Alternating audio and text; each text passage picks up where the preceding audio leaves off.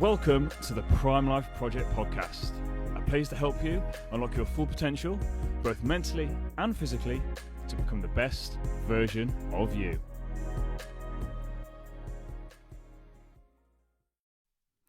Welcome back to an episode of the Prime Life Project podcast. I'm your host, Daniel James, and today we've got Thursday Thoughts. Thursday Thoughts is just me giving you 5 to 10 minutes of something that's on my mind or something I want to share with you for the week to give you that little bit of a kick and that little bit of a boost. You've got the full-length episode that comes out on a Tuesday. This is just a short, sharp blast for you in the middle of the week to make sure that we're still making progress. So today I want to talk to you about the number one threat to your mental health. Now, that may seem like an alarmist kind of title, but I truly believe that if you don't understand the principle that I'm going to share with you today, then it is going to massively impact your mental health. And it's something that so many people do not understand. And that is why they are struggling and why they feel out of control. And I know all too well from my own personal experience that understanding this one principle I'm going to share with you today is something that completely changed my life. When I go and talk in schools and I talk about this principle, again, I see the look on the kids' faces. It's like a light bulb's gone on. When I go and talk in big organizations, big companies like corporate CEOs, directors, and I share this principle, you can just see the light bulb go. It's like, wow, I didn't know this. Now, you will have heard me talk about this before in previous episodes, but you won't have heard me do something specific on it like today. And I wanted to start today's episode with a quote from Ralph Waldo Emerson that says, "The key to every man is his thought." Now, again, that's a direct quote, so let's just rephrase that a little bit. The key to every man or woman is thought. That's it, is thought. So that's all we have, is thought. And we feel stuck and out of control because we don't understand this one truth. We don't understand this one truth, that the key is our thought. Our thoughts are the key to the kingdom. And you may have heard that quote, we reap what we sow.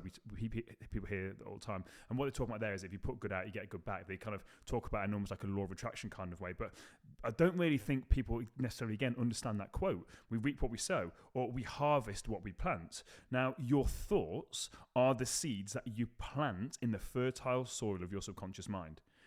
Imagine your subconscious mind is a fertile soil, and your thoughts are the seeds that you are planting.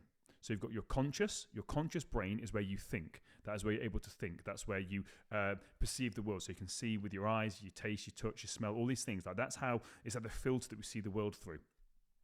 And then when we sit there with these thoughts, we repeat these thoughts over and over and over again. And the more we repeat these thoughts, the more the subconscious is thinking, well, they're constantly thinking about this. So this must be really important to them. So then you just start to plant these seeds. And then the subconscious then goes out and accomplishes it because we run on autopilot. Just think about what you're doing right now. Most of the things we do, like I move my arms right now, I'm not thinking about it. Like think about your heart beating, we're not thinking about that. When we're driving in the car, we've all done this when we're driving, and then we end up at a destination and think, where did the last 5 minutes go? That's the power of your subconscious. You see amazing people when they're playing the piano and they're able to hold perfect conversations with people. Again, that is the power of your subconscious. Your subconscious is so, so powerful, and we run on autopilot. Our habits determine our life. Whether you're aware of your habits or not, you all have habits. We all have habits. I have habits. The difference is that when I was struggling, my habits were really, really, really destructive to my life. I didn't realize how destructive some of these habits were. And over time, these thoughts that we have, they get planted into the subconscious, and then they make up our belief systems. Because a belief is just a thought that you keep on thinking. So you start to believe things about the world and people around you. And again, a belief is something that has no factual proof. It's a thought that we've kept on thinking. We then start to think about certain things, then we start to do these things, and that then becomes a habit. We then also have these thoughts which then determine our self-image. So if people around us, especially from a young age, we're very, very impressionable. From a young age, we don't have the ability to critically think. So adults and our environment are planting seeds in our subconscious without us actually realizing it. And this is the problem. This is the one threat to your mental health, is not understanding the fact that we're planting these seeds, and you reap what you sow, you harvest what you plant. So what you put into your subconscious, because your subconscious determines the actions that you take, the actions that you take determine the results that you get in your life. The results are a direct correlation to your subconscious programming. And if you're not aware of this, this potentially is why you're struggling. This crippled me for years. I had so many deep-rooted underlying belief systems that I had no idea that were absolutely ruining me. I had one about success, I had one about money. So whenever I became successful and made a bit of money, I would undo it. I had a massive thing when it comes to relationships about not being lovable, no one would love me, not feeling good enough. And time again, I would destroy my own life to basically come into line that you can't ever outperform your self-image of yourself. It's like the thermostat in the room. If the thermostat is set at 20 degrees, as soon as it gets a little bit warmer, the aircon's going to kick in. It'll kick you straight back down to 20. So whenever you start to get a little bit of success, if you don't work on this subconscious programming, everything in your life will then basically make you destroy whatever it is you're doing to get you back down to 20, because that's your baseline. You can't outperform your baseline, and that's on the most fundamental subconscious programming that we've got. Your subconscious determines everything in your life, and it sounds absolutely bizarre. Now, the way that I got this explained to me recently, which was absolutely fascinating, is your conscious, your thinking brain is like, you want to do this amazing thing in your life. You want to achieve amazing results. You've got these goals, you've got these dreams, and you're super determined and motivated about it. That's in your conscious brain. So imagine that is like an ant, and you've set it to north. So the ant is traveling north. The problem is the ant is riding on the back of an elephant, and the elephant is traveling south. And the elephant is your subconscious. So if you don't understand these principles and the power of your thought and the power of repetition, you're going to be going the wrong way. Because the way that you impress the subconscious, the way that you change these habits, the way you change these beliefs is through repetition. It's through constantly telling yourself the opposite of what you're currently doing. And when it comes to your thoughts, because we're not aware most of the time what's going on, and if we've got these deep-rooted programming in our subconscious, we can't control our thoughts in the sense of what pops up. So we can actually control our thoughts, meaning like we can create new thoughts, we can choose, we have the power of choice, what thoughts we engage in and don't engage in, but the thoughts that pop up randomly, we can't choose. But if we've got negative subconscious programming, it's like a game of whack-a-mole. And if the fertile soil is negative, then the moles that are going to pop up are more than likely going to be negative.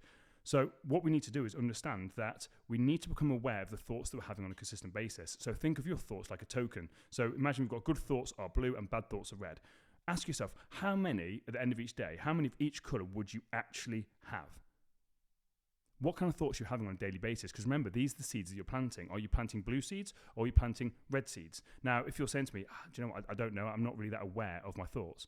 Okay, but how are you feeling? Because if you don't know what you're thinking, how you're feeling will tell you. So at the end of today or at the end of each day, ask yourself, how was I actually feeling today? And if you're feeling negative, if you're feeling low, if you're feeling anything suboptimal, then know that by default you must have been thinking something negative. And more than likely, if you weren't consciously aware of it, then subconsciously you're thinking about it, because your thoughts then lead to your feelings. So we need to see our mind as a garden, which is exactly what it is. So imagine that your mind is a garden. Now, imagine if you were taking your garden to a flower show, and everyone could see the kind of garden that you've got. Would you be proud of that garden? Would you want to show it off?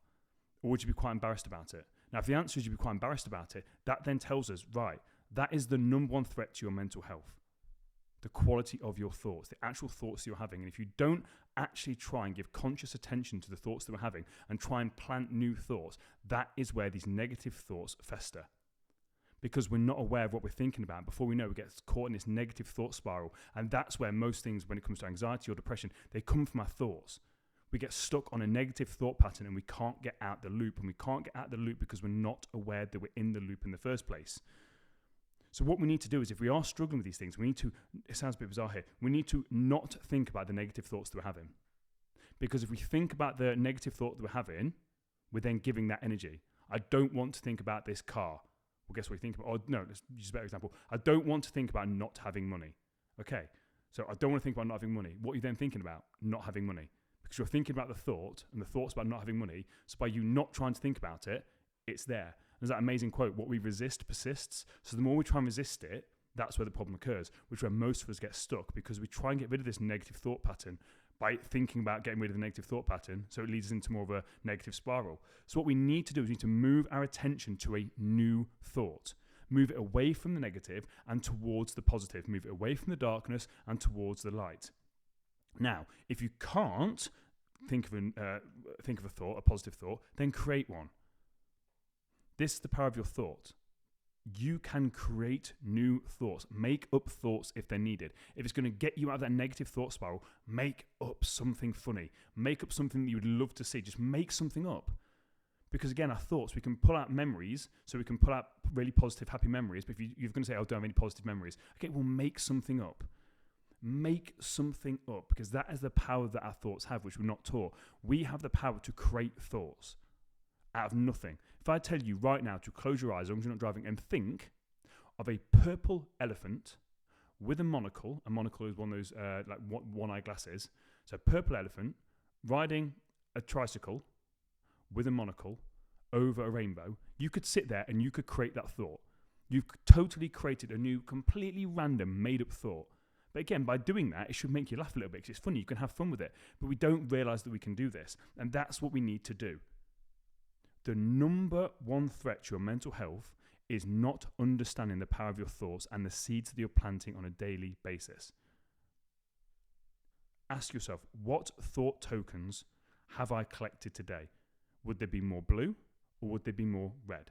And if it's more red, that is the direction that your life is going to go into. You're going to be caught in that negative spiral. Now, you're not going to win every day. The goal should be to try and win every day, but you're not going to win every day. The goal is to win the week. And how do you win the week? You win 4 out of the 7 days. Some days, those negative thoughts are going to be too intrusive and you are going to struggle. But just know that you have a choice. You can take control of your thoughts. You can create new thoughts. You have a choice. This garden that you've got to rip up these negative weeds, these negative thoughts. But you've got to become aware of them first and then plant new positive flowers, plant new positive seeds into that subconscious and just watch how your life changes. It's not simple. Sorry, it is simple. It's not easy. It's very, very simple. It's a very simple concept. It's too simple, some might say. But this has completely changed my life, which is why I want to share it with you guys. It's not easy. It takes time. If this is something you think you're going to do once or for a week, no. You've got to be realistic. This is something that's ongoing. You're talking 3 months of commitment. But if your thoughts really are crippling you that much and you do take your mental health that seriously, then you'll do it. This is why I recommend my clients journal. And at the end, I say, today I was feeling. Just journal at the end of the day, today I was feeling. And then assess how you were feeling. Assess these tokens. Ask yourself, where did these tokens come from? Where did the blue tokens come from? Where did the red tokens come from? Why was I so fixated on these red tokens? Because what you're then doing is you're shining a light on this soil, on these thoughts that you're having over and over and over again. And you'll start to notice your patterns. We are creatures of patterns and habits, and they are in your subconscious. If you're noticing you're having more red thoughts, you need to consciously plant new positive blue thoughts. If you took any value from today's episode, don't forget to like and share it with a friend. If you're on YouTube, do us a favor, please give us a thumbs up and hit the subscribe button. If you're on Spotify, let us know what you thought. You can also do this on YouTube as well. Let us know in the comment section what you thought. What was your biggest takeaway? So on Spotify, go down to the bottom. You'll see a little question that says, what did you think of the episode? Just let me know what you thought of today's episode. Let me know your biggest takeaways. If you're on YouTube, again, in the comment section, let me know your biggest takeaways. I would love to hear from you guys. I'll see you on Tuesday for the full-length episode. Got an amazing guest this week called Dave Langsdale. Absolutely fantastic episode. You're going to absolutely love it. Enjoy your weekend, and I'll see you guys next Thursday.